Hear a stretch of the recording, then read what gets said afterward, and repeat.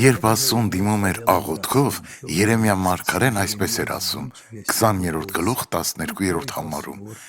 բայց ով զորած Տեր, որ դու քննում ես արդարին, որ տեսնում ես երիկամունքը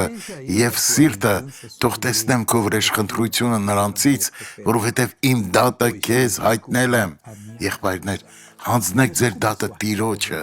ձեր ցավը, վիրավորանքները, եթե սխալվել եք, խոստովանեք, հաշտվեք, քավեք, բայց եթե Տիրոջ զավակն եք, ապա ամուր բռնեք նրա խոսքից, նա ձեր պաշտպանությունն է, նա կբարձրացնի ձեզ կազատի եւ ձեր կյանքը կնորոգի, փառք Աստծուն։ Տեսնենք վկայությունը, ինչ պատահեց ձեզ։ Ես նոր հետևում էի, թե արդյոք դեռ ցավում է, թե ոչ, բայց ցավը անցավ, ձեռքս այնքան ուժեղ էր ցավում, բայց նախորդ անգամ, երբ ես եկա այստեղ, իմ մեջքի ցավը անցավ, երրորդ անգամ է, որ ես այստեղ բուժվում եմ, Այն անցավ, այլևս չի վերադառնա։ փառք Աստծուն, Աղոթենք։ Հայր, ես աղոթում եւ բարեխոսում եմ այս մարդու համար Հիսուսի անունով։ Եվ ես հիմա հանդիմանում եմ ամեն չարիք Հիսուսի անունով։ Աստված օրհնի ձեզ։ Ամեն։